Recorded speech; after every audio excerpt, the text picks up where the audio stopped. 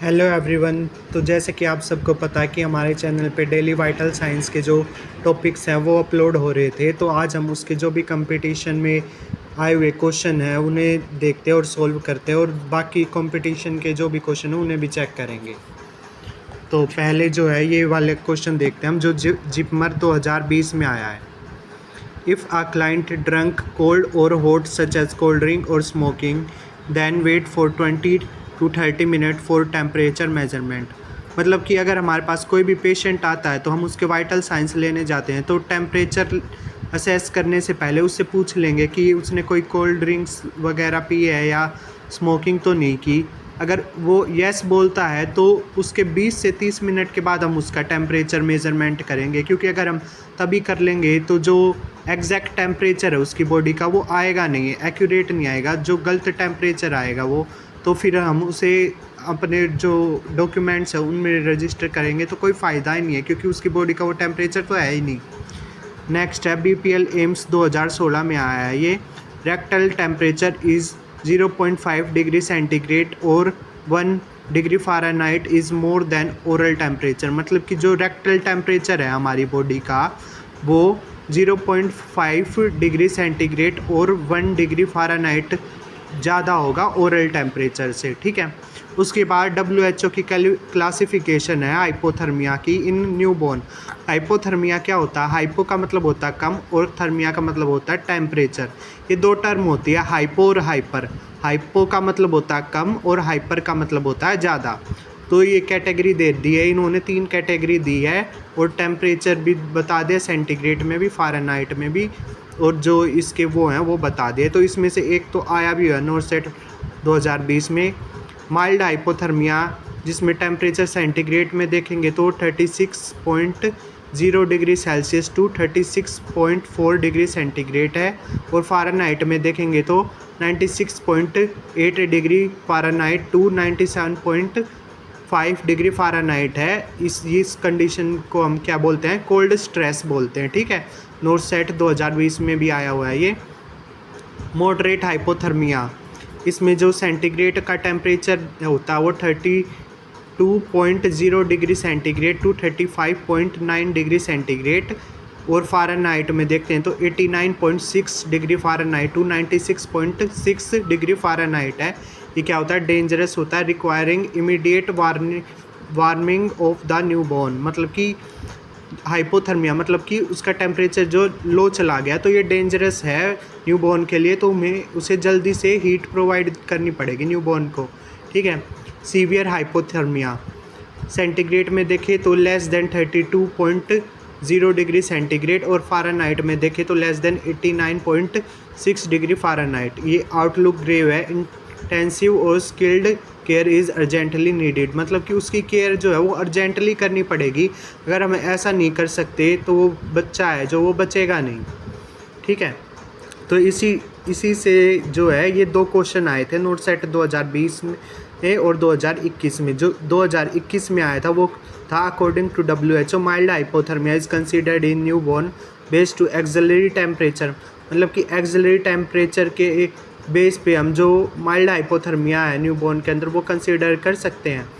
तो इसमें फिर जो 2021 में आया था ये क्वेश्चन 2020 में आया, उससे पहले what is the temperature of cold stress. Cold stress का टेम्परेचर क्या था ये हमने ऊपर देखा था। कोल्ड स्ट्रेस का temperature 36.0 degree centigrade to 36.4 degree centigrade यहाँ दे रखे हैं, देखो, लेकिन इसमें ज़्यादा दे रखा है तो 36.4 डिग्री सेंटीग्रेड के अप्रोक्सीमेट ये वाला है, ए वाला, तो हम ए वाले को करेक्ट मानेंगे। और ये newborn was consider to be hypothermic when its axillary temperature, इससे कम हो ना, जब इससे कम हो तो हम उसके एक्सिलरी टेम्परेचर में उसको हाइपोथर्मिक मान सकते हैं उसको, ठीक है। तो इन दोनों क्वेश्चन का जो आंसर है वो इसने यहीं दे दिया साथ में, ठीक है। अब which of the following route to be used as core body temperature assessment except. मतलब कि कोर बॉडी टेम्परेचर क्या होता है? जो हमारे बॉडी के इंटरनल ऑर्गन्स होते हैं ना, उनका जो टेम्परेचर होता है उसे हम कोर बॉडी टेम्परेचर बोलते हैं। तो उनके असेसमेंट हम किससे करेंगे? एक्सेप्ट पूछ रखा, मतलब कि उससे नहीं होती और बाकी किस किस से होगी।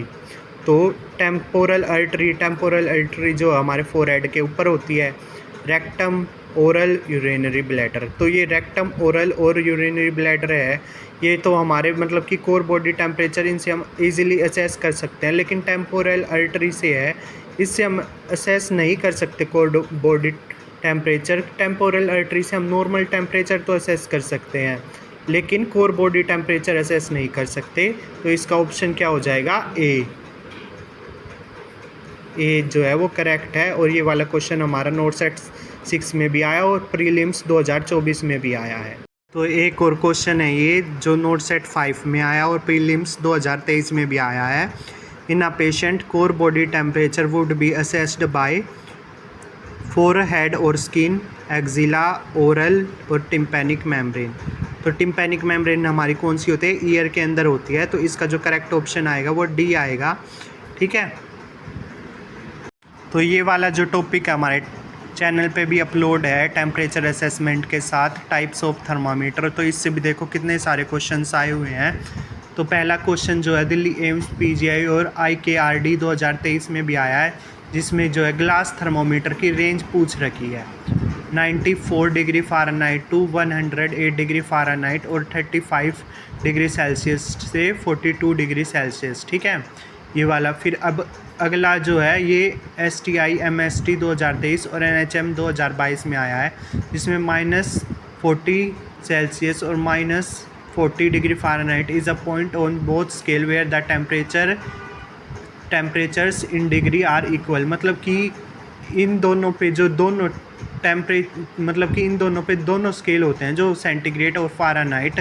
तो यहाँ पे जो टेम्परेचर होता है वो डिग्री में वो इक्वल होता है। ठीक है, अब इसमें हाँ टिम्पैनिक मेम्ब्रेन थर्मोमीटर में देखें तो इसमें आया हुआ है केरला PSC 2017 में, it will give reading with in 2 से 3 सेकेंड। मतलब कि जो टिम्पैनिक मेम्ब्रेन थर्मोमीटर है वो रीडिंग कितनी देर में दे देता है, 2 से 3 सेकेंड के अंदर।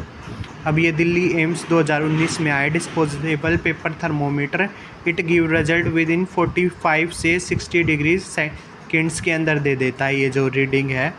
ठीक है, अब टेम्प प्रोब, इसमें ये वाला जो एम्स दिल्ली 2014 में आया, placement of probe in right upper quadrant region because liver located in this quadrant, so this region will give most accurate result. ठीक है, ये टेम्प प्रोब होती है। और जो ये अपर क्वाड्रेंट रीजन्स की बात करें ना, ये जो स्टमक के रीजन होते हैं 9, उनमें होता है अपर क्वाड्रेंट रीजन। अब यहाँ पे देखते हैं ये PGI 2020 में आया था। बिफोर टेकिंग टेम्परेचर जो है हम थर्मामीटर को कैसे क्लीन करते हैं, बल्ब टू स्टेम क्यों करते हो, और ऐसे less contaminated to high contaminated. और बाद में अगर हमने टेम्परेचर ले लिया है तो उसके बाद हम थर्मामीटर को कैसे क्लीन करते हैं, stem to bulb, less contaminated to high contaminated. क्योंकि टेम्परेचर लेने के बाद जो स्टेम वाला पोर्शन है वही तो हाई कंटामिनेटेड होगा। तो ये वाला क्वेश्चन किस में आया, DSSB 2019 में आया हुआ है ये वाला क्वेश्चन। हमारा अगला टॉपिक क्या है, पल्स। ये वाला टॉपिक भी जो है हमारे चैनल पे अपलोड हो रखा है। तो इससे भी देखते हैं हमारे जो PYQs है वो कहाँ से आए हैं। पहले तो PYQs करने से पहले ये देखो इसमें बता रखा है 3 फिंगर यूज़ करते हैं हम पल्स को असेस करते हैं, फर्स्ट, मिडल और इंडेक्स फिंगर। ये 3 फिंगर यूज़ करते हैं हम पल्स असेस करते वक्त। Should be used when manually assessing the pulse by palpation. ठीक है, ये IGIMS 2018 में आया है। तो मेरा क्वेश्चन है आप सबसे कि थंब को यूज़ क्यों नहीं करते। ठीक है, थंब को यूज़ क्यों नहीं करते ये कमेंट में ज़रूर बताना। अब उसके बाद ये जो है जिपमर और एम्स 2020 में आया पल्स डेफिसिट। पल्स डेफिसिट क्या होता है, जो difference between apical pulse and radial pulse count. Apical pulse count और रेडियल पल्स काउंट के बीच का जो डिफरेंस होता है उसे पल्स डेफिसिट बोलते हैं। ये इसका फॉर्मूला देखो यहाँ पे दे रखा है। उसके बाद जिपमर 2022 में आया +2 grade pulse are considered as a normal pulse. ठीक है, +2 ग्रेड पल्स को क्या नॉर्मल पल्स कंसीडर करते हैं हम। उसके बाद यहाँ पे ये 2 पॉइंट दे रखे हैं इन्होंने, टैकीकार्डिया और ब्रैडीकार्डिया। ये दो टर्म होती है पल्स के रिलेटेड। ब्रेडिकार्डिया क्या होता है, जब पल्स रेट है वो 60 बीट्स पर मिनट से कम चला जाए उसे ब्रेडिकार्डिया कहते हैं। और टैकीकार्डिया, जब पल्स रेट है वो 100 बीट्स पर मिनट से अबव चला जाए उसे टैकीकार्डिया कहते हैं। जो हमारा नॉर्मल पल्स रेट होता है वो 60 बीट्स पर मिनट से 100 बीट्स पर मिनट तक होता है। ठीक है, ये दो क्वेश्चन यहाँ पे भी कवर हो गए हैं हमारे। अब जो नेक्स्ट हम देखते हैं, यहाँ पे दे रखा है CRPF 2022 में नॉर्मल कार्डिक साइकिल ड्यूरेशन कितनी होती है हमारी, 0.8 सेकेंड। ठीक है, अब उसके बाद ये वाला जो नोरसेट 2021 में आया था ये वाला question, pulsation is not easily felt and slightly pressure causes it to disappear known as, मतलब कि जो पल्स जो इजीली फील नहीं होगी, स्लाइटली प्रेशर देंगे हम तो वो डिसअपियर हो जाएगी, तो उसे कैसी पल्स बोलते हैं हम, थ्रेडी पल्स बोलते हैं, क्योंकि वो बहुत थिन होती है, मतलब कि बहुत स्लो फील होती है। और मतलब कि अगर हमने थोड़ा सा भी प्रेशर दिया ना तो वो पल्स जो है वो हमें फील ही नहीं होगी। ठीक है, उसके बाद पल्स टेकिंग साइट, जो मैं ये वाला टॉपिक भी हमारे चैनल्स पे अपलोड हो रखा है, तो यहाँ रेडियल आर्टरी से आया था, लोकेशन पूछ रखी है इसकी, inside the wrist near the site of the thumb.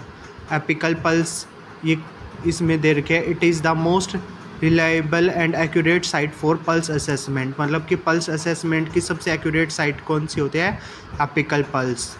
It is prime location और फर्स्ट चॉइस और most common site of pulse assessment in neonates और इन्फेंट्स, मतलब कि जो नियोनेट्स बच्चे होते हैं ना और इन्फेंट्स होते हैं उन सब में जो सबसे मोस्ट कॉमन साइट होती है पल्स असेसमेंट की वो कौन सी होती है, एपिकल पल्स होते हैं। ये वाला क्वेश्चन हमारा जिपमर 2023 में आया हुआ है। तो अब इसके बाद हम नेक्स्ट क्वेश्चंस देखते हैं अपने, ये यहाँ पे दे रखे हैं, रिकॉल द नोट सेट के, एक आया नोट सेट 2022 में और एक आया नोट सेट 4 में भी और 2023 में भी आया है। ठीक है, रिपीट होते रहते हैं क्वेश्चन।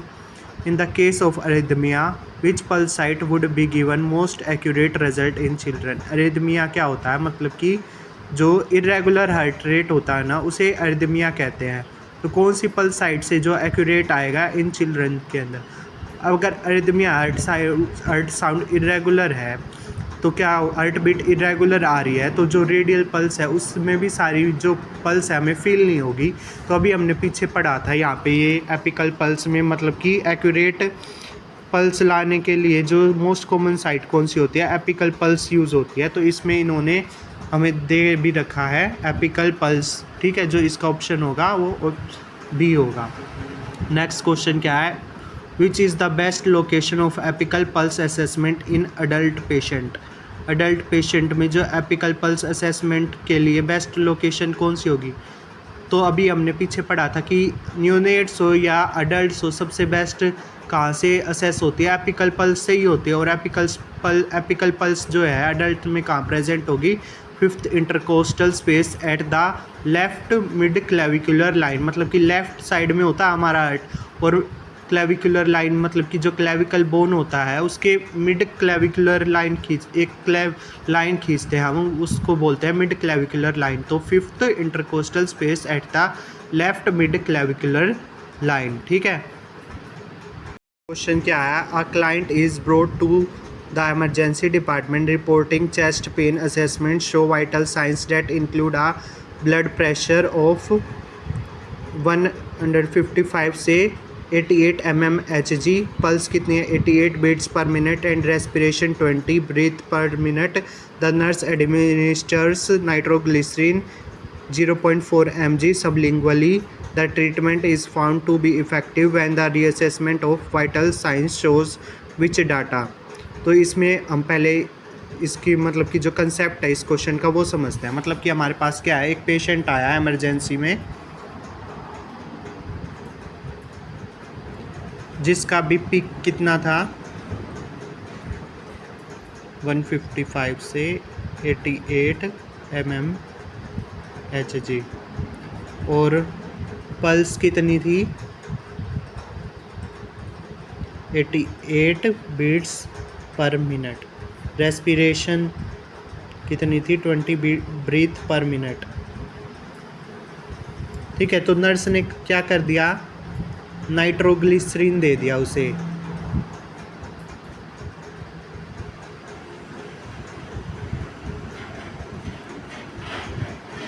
कितना, 0.4 mg।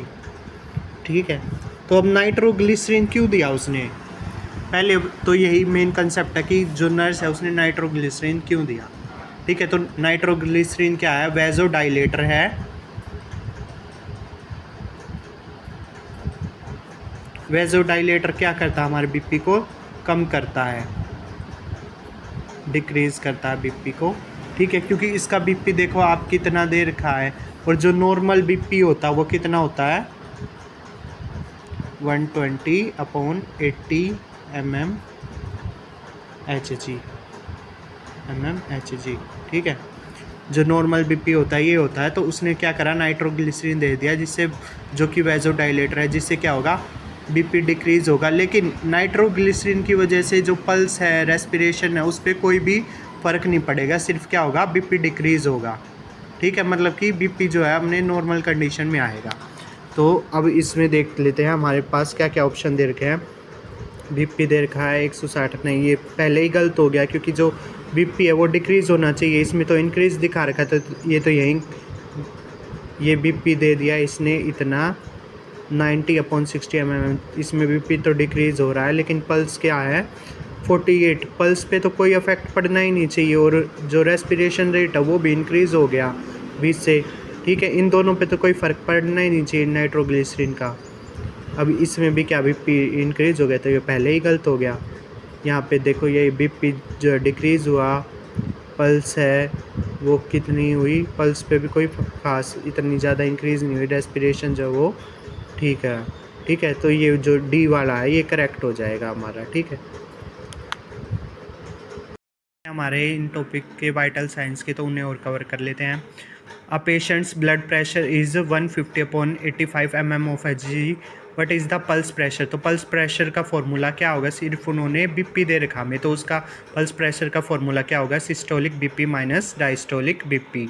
ठीक है, तो सिस्टोलिक बीपी कितना था 150, और डायस्टोलिक बीपी कितना है 85। तो 150 में से 85 को माइनस करेंगे तो कितना आएगा 65 mmHg। तो अब जो नेक्स्ट क्वेश्चन है ये वाला दे रखा है, नोट सेट 6 में भी आया और प्रीलिम्स 2024 में भी आया है। जहाँ 80/40 rule states that in order to obtain an accurate blood pressure measurement the cuff bladder length should be approximately 80% of the circumference of upper arm and the cuff bladder width should be optimally 40% of the circumference of upper arm. ठीक है, इसमें question में concept क्या दे रखा, मतलब कि जो BP कफ है उसकी जो लेंथ होगी वो 80% होनी चाहिए, और बीपी विड्थ है, बीपी कफ की जो विड्थ है वो 40% होनी चाहिए। ये जो रूल है 80/40 रूल ये बता रहा है, मतलब कि ये बता रहा है। तो ये रूल किस पे अप्लाई होगा, ये जब अप्लाई होगा जब बीपी कफ का जो साइज़ है वो नॉर्मल हो। अगर बीपी कफ का साइज़ जो है वो इंक्रीज़ हुआ तो क्या है, वो बीपी जो है अप्रोक्सीमेट तो आएगा, लेकिन क्या आएगा, गलत आएगा, या तो हाई चला जाएगा या लो चला जाएगा। अगर छोटा हुआ तो लो चला जाएगा, अगर बीपी कफ का साइज़ ज़्यादा हुआ तो क्या हो जाएगा, इंक्रीज़ हो जाएगा। तो बीपी कफ का साइज़ है जो वो नॉर्मल रहना चाहिए, और इन दोनों के अकॉर्डिंग जो बीपी कफ की जो रेशो होनी चाहिए वो कितनी होनी चाहिए, 2.1 होनी चाहिए रेशो इसकी। तो इन्होंने दे रखा है, अब ब्लैडर लेंथ हो to width ratio is 2:1। Set के जितने भी PYQs थे या अदर कंपटीशन एग्ज़ाम्स के जितने भी क्वेश्चंस आए हुए थे वाइटल साइंस से रिलेटेड, हमने सारे कवर कर लिए हैं। तो आप कमेंट करके बता देना कि हमें अगला टॉपिक कौन सा शुरू करना, हम फिर उसी के नोट्स जो अपने चैनल पे अपलोड करेंगे, और आगे आने वाले नोट्स को पढ़ने के लिए प्लीज़ हमारे चैनल पर बने रहे और चैनल को जितना हो सके उतना लाइक शेयर और सब्सक्राइब करें। धन्यवाद।